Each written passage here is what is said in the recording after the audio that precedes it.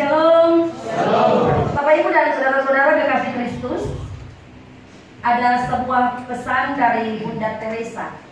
Dia tulis begini: jangan biarkan setiap orang yang datang pada Anda pergi tanpa merasa lebih baik dan lebih bahagia. Jadilah ungkapan hidup dari kebaikan Tuhan. Kebaikan dalam wajah Anda, dalam mata Anda, dalam senyuman Anda, dalam perkataan Anda, dan bahkan dalam perbuatan Anda. Jangan biarkan setiap orang yang datang kepada Anda pergi tanpa merasa lebih baik, tanpa merasa lebih bahagia. Ada lagi satu pesan yang sedikit berbanding terbalik dengan ini. Dia katakan begini: jangan biarkan orang lain yang berjumpa dengan Anda pergi dengan semangat yang patah, pergi dengan luka dalam hati, pergi dalam beban yang bertambah, karena senyuman, perkataan, tatapan mata, dan tingkah laku saudara mencela, tingkah laku Anda mencela dan melukai dia. Bapak Ibu dan saudara-saudara kekasih Kristus, seorang anak namanya Tom, dia diberikan titipan surat dari kepala sekolah. Kepala sekolah pesan kepada dia, Tom, pulang dan berikan surat ini kepada ibu Anda. Dengan tergesa-gesa dia cepat-cepat pulang dan dia kasih surat ini kepada mamanya. Dia kasih surat, kemudian ketika mamanya buka, mamanya langsung ekspresinya turun, kaget, seperti sedih. Tom lihat wajah mamanya, terus Tom tanya, ada apa dengan surat titipan kepala sekolah, Ma? Lalu kepala sekolah bilang, mamanya bilang, baik, mama akan membacakannya sepenggal saja untuk Tom, biar Tom dengar. Lalu isi suratnya, mamanya bilang begini: guru kamu menulis, ternyata di sekolah kamu terlalu jenius, kamu terlalu pintar, sehingga tidak ada satu guru pun yang sanggup mengajari kamu di sekolah. Tidak ada satu teman pun yang mau bermain dengan kamu karena kamu terlalu pintar dan terlalu jenius.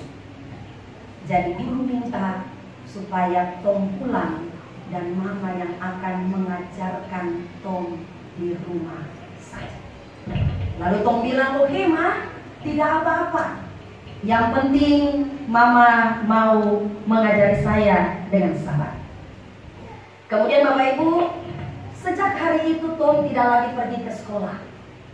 Tiap hari, tiap waktu Tom menikmati mama guru di rumah. Mama merangkap guru, dan saya percaya kita mama-mama pernah merangkap itu, yang mama sekaligus guru.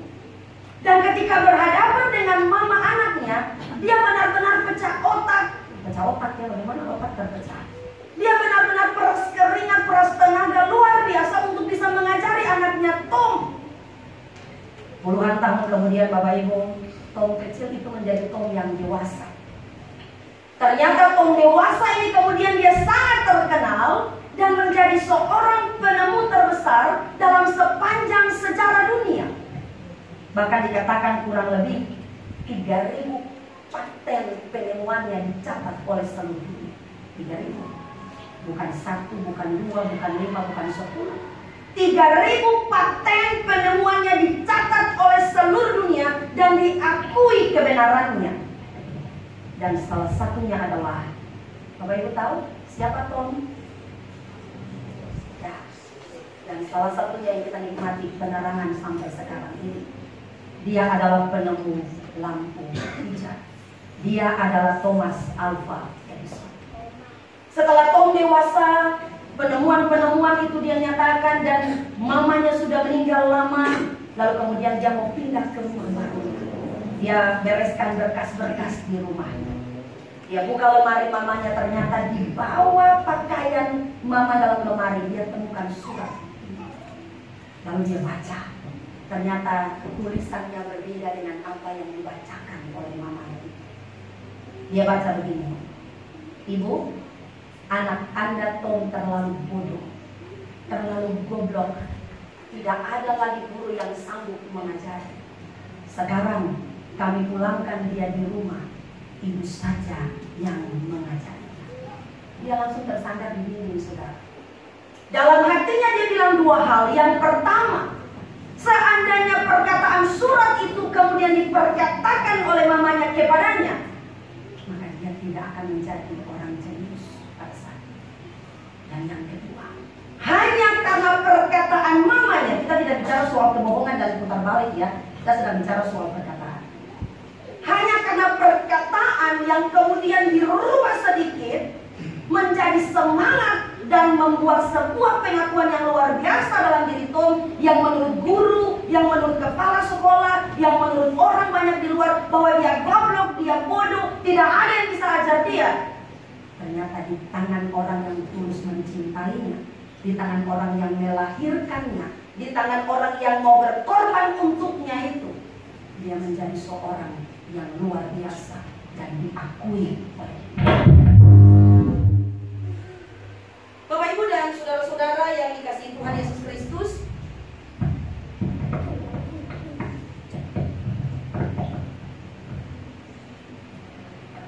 Ada satu statement yang bisa disampaikan bagi kita sekalian. Perkataan kita menentukan masa depan kita. Perkataan kita terhadap diri kita menentukan seperti apa masa depan kita. Perkataan orang lain terhadap kita belum tentu menjadi sebuah hal yang bisa mematahkan masa depan kita.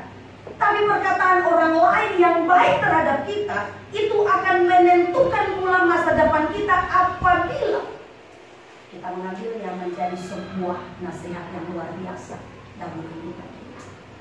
Bapak Ibu dan saudara-saudara yang kasih Kristus, Amsal pasal 18, saya mulai dari Amsal pasal 18 ayat 21. Dia katakan begini: hidup dan mati dikuasai lidah. Siapa suka menggemakannya akan memakan buahnya. Bapak Ibu Saudara, lihat bagian firman Tuhan ini dan juga bagian firman Tuhan Amsal pasal 12. Ternyata itu ditulis dalam hubungan dengan perempuan. Mengapa dengan perempuan? Bapak Ibu tahu siapa yang menulis kitab Amsal? Salomo. Salomo punya pergaulan dengan perempuan. Salomo punya penilaian terhadap sikap hidup perempuan. Itu bukan saja 1 atau 2 atau 3 perempuan, tapi berapa perempuan? Masih ingat saya pernah bilang di sini berapa perempuan? 700 tambah 300. 700 istri tambah 300 guru. 1000 perempuan. Bahkan ditambahkan dengan perempuan-perempuan yang lain yang ada pada saat itu pada masa pemerintahannya. Bapak Ibu Saudara, suami urus 1 istri saja pusing. Ini urus 1000 perempuan ini dengan karakter yang beda-beda. Dan saya percaya kalau 1000 perempuan, maka kurang lebih 3 tahun sekian lebih baru dia kembali berjumpa dengan istri yang satu. Kalau dia punya istri nama Riana, kemudian istri pertama nama Riana, dia ketemu dengan Riana hari ini, nanti 3 tahun lewat dulu, baru dia ketemu lagi dengan Riana apabila jadwal 1 hari 1 istri. Jadi dengan demikian ketika perjumpaan 1 istri dan 1 istri yang lain, dan perempuan-perempuan itu bukan perempuan-perempuan kalangan bawah, perempuan-perempuan kalangan status sosial yang tinggi, anak-anak raja, putri-putri raja, bahkan salah satu anak dari Raja Firaun menjadi seorang istri dari Salomo. Kebanggaan terhadap anak-anak perempuan raja, terhadap anak-anak bangsawan, terhadap perempuan-perempuan yang terdidik dengan baik dalam kehidupan kerajaan, ternyata juga punya kekurangan sebagai seorang perempuan. Bayangkan Bapak Ibu, mengerti 1 istri, 2 anak perempuan, saudara 4 perempuan, mama mantu, ipar-ipar perempuan, itu sulit untuk dimengerti. Apalagi, saya ulang lagi ya, berat 1000 perempuan. Jadi karena dia kenal 1000 perempuan itu, maka penilaian terhadap sikap perempuan banyak hal yang dia tahu, mulai dari kitab Amsal sampai kitab Pengkhotbah. Dan salah duanya, bukan salah satunya, salah duanya yang hari ini kita mau bahas. Hal yang pertama,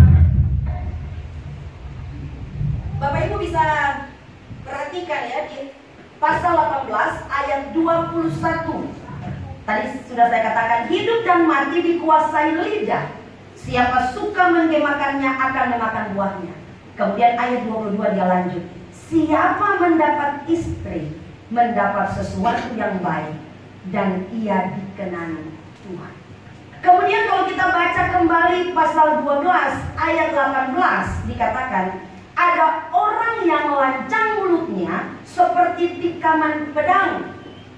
Tadi ada orang bilang di luar, ini firman ini memang. Tetapi lidah orang bijak mendatangkan kesembuhan. Dalam pasal ini Bapak Ibu bisa baca ayat yang keempat. Dikatakan, istri yang cakap adalah mahkota suaminya, tetapi yang membuat malu adalah seperti penyakit yang membusukkan tulang suaminya. Jadi ketika dia menulis nasihat-nasihat soal perkataan-perkataan, baik dalam Amsal maupun dalam pengkhotbah, ternyata dia tujukan kepada sikap spesial, saya katakan sikap spesial perempuan yang banyak bicara, yang punya perkataan keluar lebih daripada perkataan laki-laki. Nah, dengan demikian Bapak Ibu Saudara, ketika kita menikmati bagian firman Tuhan ini, kira-kira apa yang dikesankan bagi kita? Jangan bapak-bapak senang dulu, nah, dengar supaya pulang lakukan. Firman yang ditulis ini bukan saja ditujukan kepada perempuan, tapi setiap yang membaca dan mendengarkan firman Tuhan ini, firman ini harus menjadi pesan untuk bisa dilakukan dalam kehidupan, baik saya yang memberitakan, tapi juga kita bersama-sama yang mendengarkan. Bapak Ibu Saudara kekasih Kristus, ada kata bijak, dua kata bijak bilang begini, lebih baik diam daripada perkataanmu akan melukai. Dan jika harus berkata, yang kedua, dan jika harus berkata, biarlah perkataanmu tidak melukai.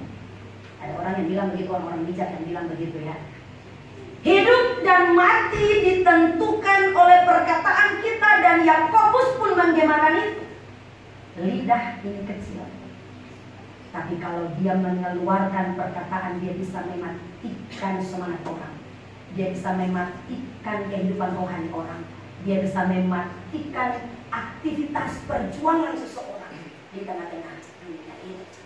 Dengan demikian Bapak Ibu Saudara, jika kita mau memiliki kehidupan masa depan yang cerah, maka mari kita belajar untuk mengatur perkataan kita, baik untuk diri sendiri maupun juga perkataan kita kepada orang lain. Karena tadi firman Tuhan bilang, perkataan kita bisa menerkam kembali kita. Mari kita atur perkataan kita terhadap diri kita, tapi juga perkataan kita kepada orang lain, supaya dengan demikian perkataan kita menghidupi kita. Perkataan kita menjadi jaminan semangat masa depan kita, dan juga perkataan kita menghidupi orang lain dan menjadi jaminan semangat meraih masa depan dan kehidupan orang lain. Bapak Ibu yang dikasihi Tuhan, oleh karena itu, bagaimana supaya kita bisa menjadikan kata-kata kita itu menjadi berkat yang baik di masa lalu? Berkat itu selalu baik ya. Bagaimana supaya kata-kata kita, perkataan kita itu bisa menjadi berkat bagi masa depan kita, tapi juga bagi masa depan orang lain?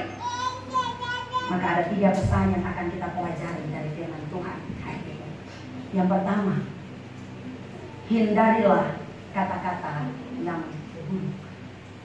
Sekali lagi, hindarilah kata-kata yang buruk.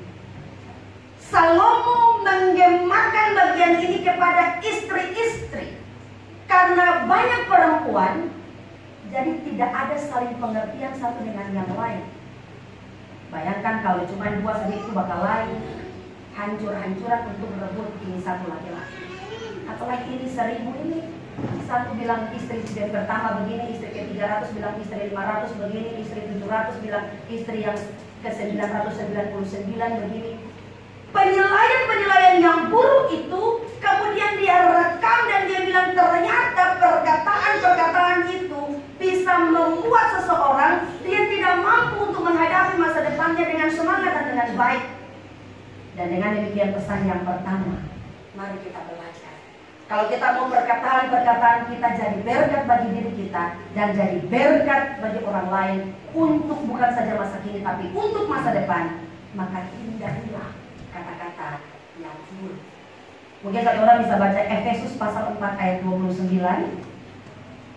Efesus pasal 4 ayat 29.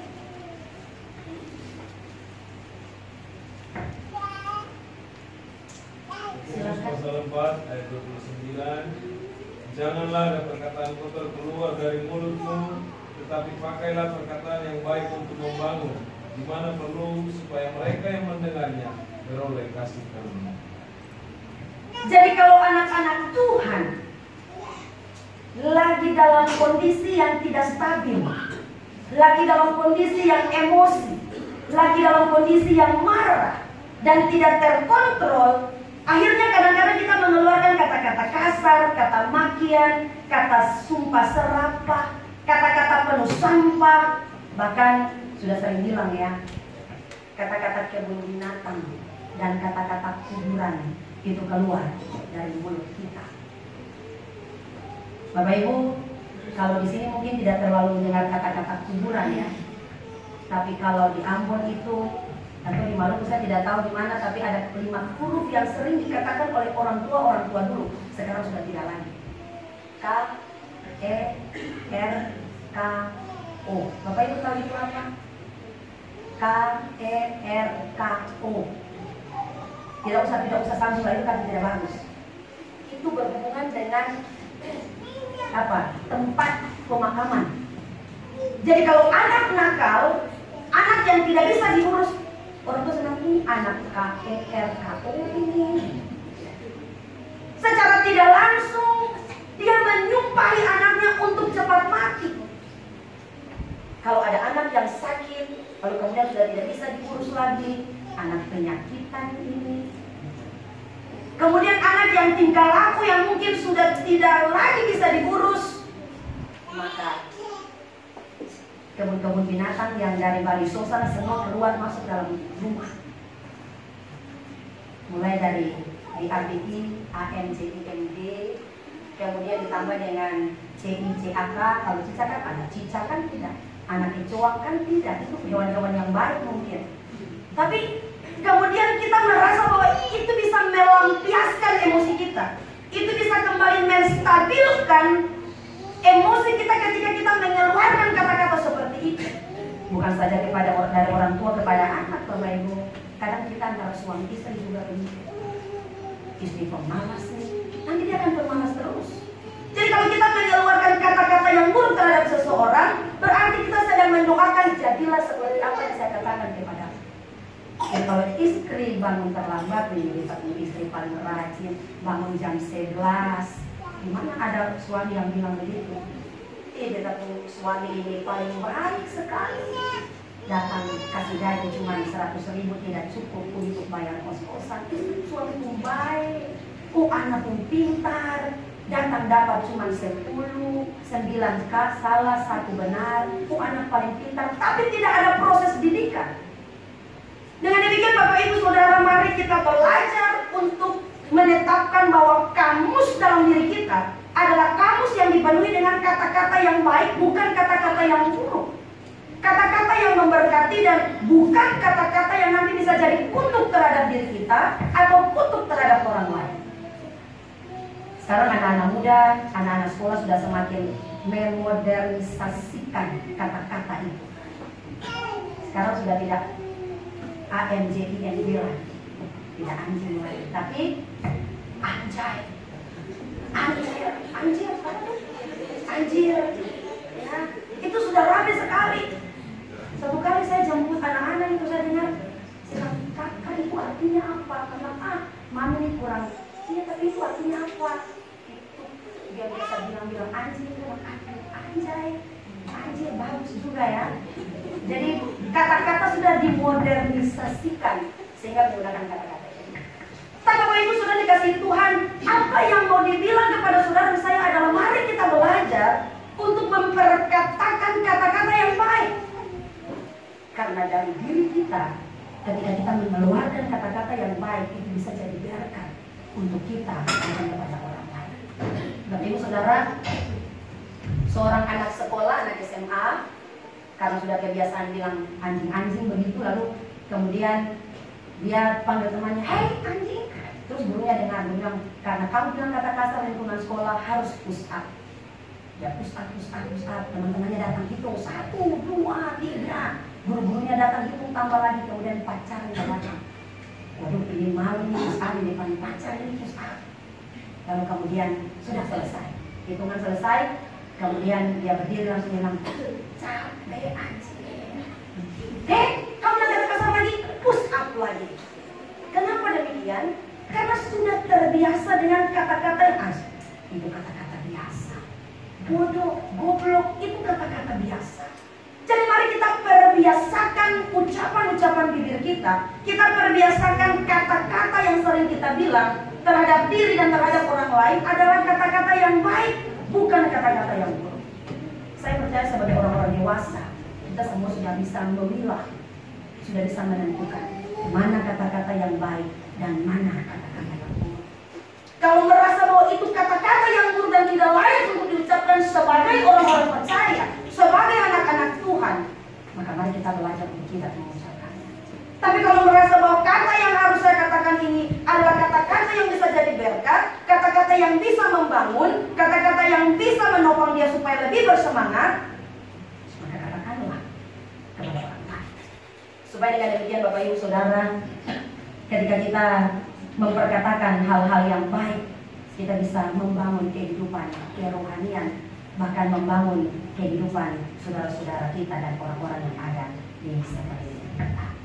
Bapak Ibu dan saudara-saudara yang dikasihi Tuhan Yesus Kristus, Amsal 12 ayat 18 itu ada satu kata yang biasa kita bilang kepada orang-orang yang banyak bicara, cerewetnya melebihi kapasitas, gitu ya.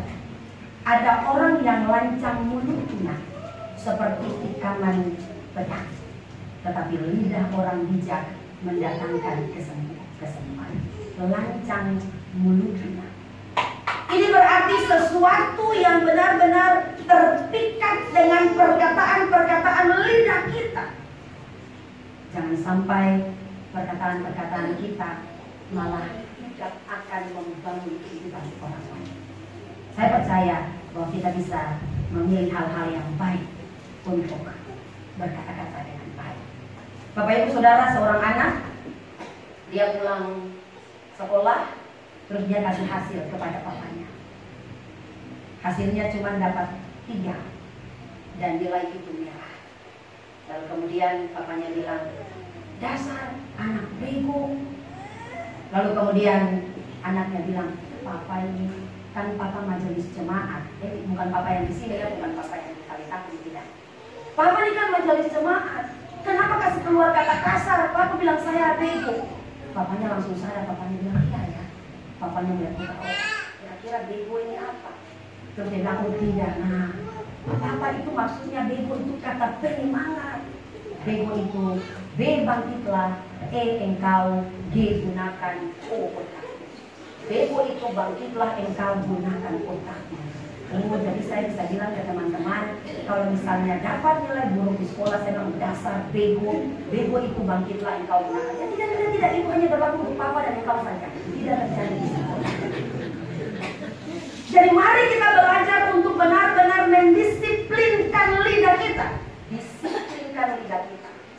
Jangan sampai kita mengeluarkan kata-kata yang bisa dikopi oleh anak-anak kita dan kemudian dipastikan kepada orang lain. Lalu orang akan tanya, "Ini dia dengar dari siapa?" Dari kata mama dan kata papa di rumah.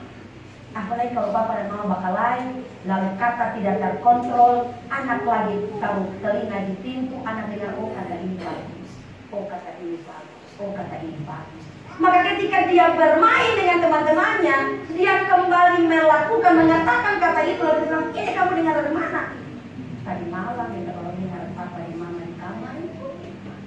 Akhirnya kita sendiri yang pada akhirnya merasa bahwa kita tidak mendidik anak-anak kita dengan perkataan-perkataan yang baik. Dengan demikian Bapak Ibu Saudara, jagalah lidah kita supaya tidak menusuk orang lain, merendahkan orang lain, menghina orang lain, memberikan ancaman kepada orang lain. Tidak ada kata-kata sombong, tidak ada kata-kata meremehkan orang lain, tidak ada kata-kata makian, tidak ada kata-kata tipuan dan kata-kata yang lain yang bisa membuat perkataan-perkataan kita menjadi perkataan-perkataan yang tidak membawa berkat. Bapak Ibu saudara kasih Tuhan, jadi yang pertama, supaya kita bisa menggunakan kata-kata kita untuk bisa jadi berkat di masa depan, baik untuk kita maupun untuk orang lain. Maka yang pertama, jangan mengatakan hal-hal yang benar. Saya percaya Bapak Ibu, saudara-saudara dengar. Jadi kalau pulang, Mama mulai seperti masih ibadah atau tidak? Tadi Firman bilang apa? Kalau Bapak bilang, Bapak masih ibadah atau tidak? Tadi Firman bilang apa? Saling mengingatkan dengan kata-kata yang baik, supaya Firman ini benar-benar bisa kita lakukan dalam keseharian kehidupan kita. Kemudian hal yang kedua, bagaimana supaya perkataan kita bisa jadi berkat. Yang kedua, mari kita mengembangkan kuasa roh dalam perkataan-perkataan. Jadi bukan sekedar sadar perkataan itu buruk, tidak boleh dikatakan, baik dikatakan, bukan sekedar dalam kesadaran saja. Tapi mari kita mengembangkan kuasa Roh Kudus dalam setiap perkataan-perkataan kita. Suatu saat begini Bapak Ibu, seorang suami sama temannya di kantor, mereka cerita. Terus bapak satu dia bilang kepada seorang bapak, bilang, istrimu itu nyebelin sekali. Saya kalau di rumah saja, saya melihat di rumah kamu, saya lihat istrimu itu saya kayak mau marah, tidak bisa. Karena itu istrimu, kamu pun tidak bisa atur. Lalu suaminya bilang begini, bilang bapaknya bilang begini, kamu tahu nggak, ada cerita sampai saya tidak bisa mengatur. Begini, waktu kami menikah, awal-awal kami menikah, kami punya kucing peliharaan. Kami punya kucing peliharaan, kemudian ketika dia kasih makan kucing, dia mulai kasih, kucingnya nggak tahu, gitu ya. Terus dia bilang satu, terus kemudian dia ambil lagi makanan. Besoknya dia kasih makan. Terus setelah dia makan, terus kucingnya, ya dia tarik tempat makan, terus kucingnya dia bilang dua. Besoknya lagi istrinya dikasih makan itu kucing. Kemudian kucing selesai makan, kucing mau pedang. Terus dia bilang tiga. Tunggu saya kasih makan lebih banyak lagi. Terus dia ke belakang, dia ambil makanan kucing lebih banyak, dia kasih ke kucing itu. Kalau kucing itu makan, tiba-tiba langsung kucing menemukan ajalnya yang terakhir. Sang suami marah, kamu itu kucing kesayangan saya, ngapain kamu bunuh? Dia satu. Langsung dia apa bilang ada suami bilang ini kalau bikin dua, ini kalau bikin tiga, berarti nasibnya sama dengan kucing peliharaan kesayangan. Artinya apa Bapak Ibu Saudara? Mari kita belajar untuk tidak menggunakan perkataan-perkataan kita dengan kuasa kita sendiri. Artinya kita sering mengeluarkan perkataan menurut kuasa kita, menurut kemauan kita. Kalau menurut kita itu benar, kalau menurut kita itu baik, kalau menurut kita pokoknya dia mau senang, dia mau tidak senang, dia mau tersinggung, dia mau luka hati, emang gue pikirin, biarin aja. Ada waktu ketika perkataan kita keras untuk menegur orang lain, tapi tidak selalu harus begitu. Yesus saja punya cara untuk menegur orang lain. Ada ketika dia harus keras. Dia bilang ular beludak, pernah dia bilang begitu, tapi tidak selalu dia bilang ular beludak. Selalu dia kasih perumpamaan supaya dengan ramah bisa diterima dan dimengerti oleh orang-orang yang sedang dia kecam pada saat itu. Jadi dengan demikian ketika kita mengeluarkan perkataan, mari kita belajar kira-kira kita penuhi perkataan yang kita keluarkan itu dengan Roh Kudus atau dengan kemauan kita sendiri. Akhirnya bisa mengancam kehidupan masa depan orang lain.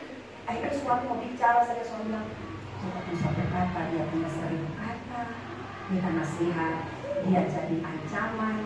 Maka pulang tidak ada kopi, pulang pakaian cuci sendiri, pulang tidur di luar, pulang begini, dia tidak urus anak, saya urus, dia tidak satu, saya satu, semua. Daripada dia ngambek, mending saya tahan kata-kata saya. Tapi sebenarnya itu sangat berbahaya.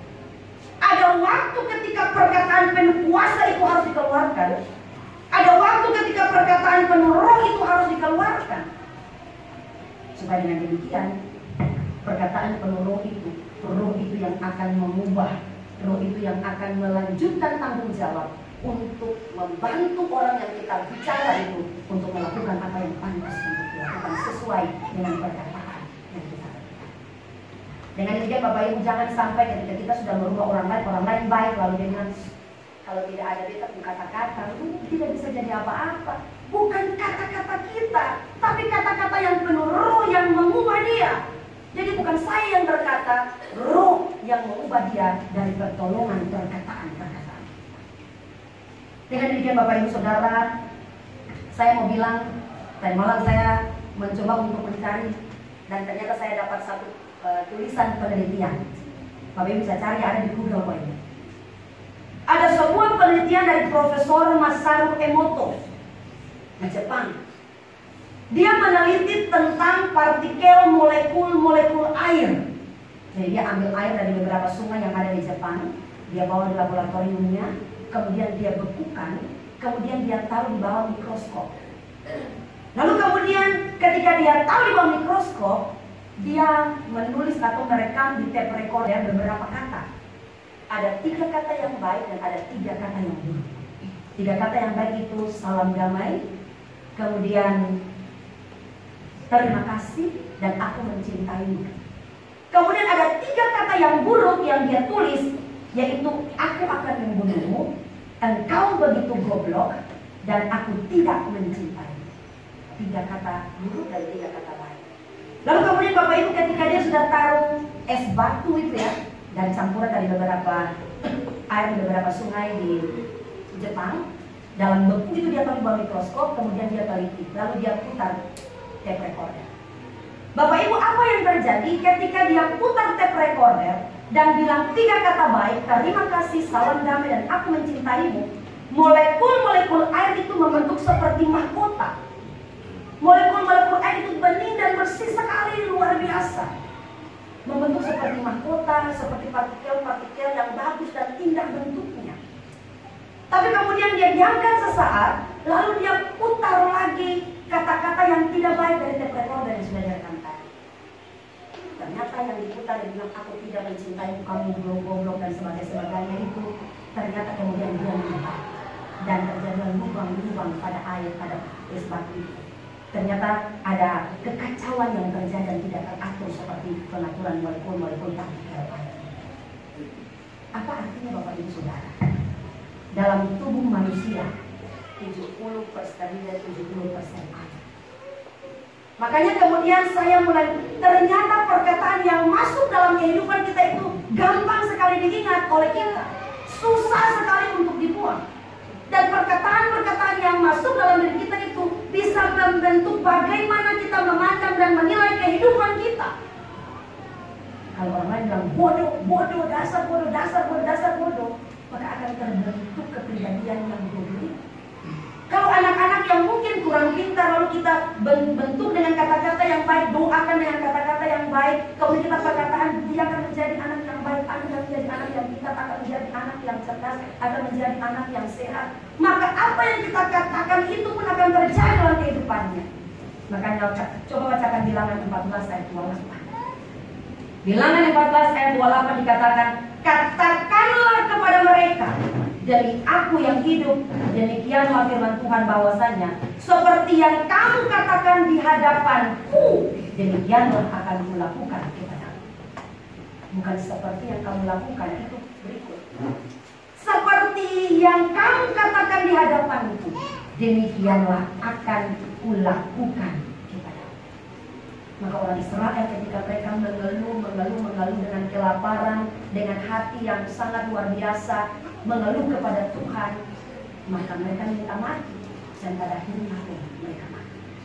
Dengan demikian Bapak Ibu Saudara dikasih Tuhan, perkataan kita harus memberi kuasa roh terjadi nyata lewat perkataan-perkataan.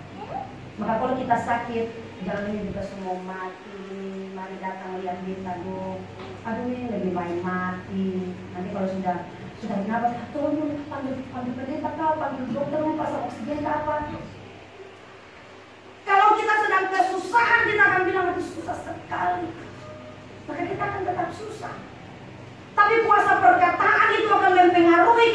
maka ketika kita sakit kita bilang dalam nama Yesus pasti akan sembuh. Dalam nama Yesus akan kuat, akan sehat. Kalau keputusan Tuhan lain itu keputusan Tuhan. Tapi ketika kita masih menikmati yang baik, perkatakanlah yang baik. Ada masalah, ada beban-beban kehidupan, bilang Allah yang disembah dalam nama Yesus, Dia punya kuasa lebih besar daripada setiap persoalan.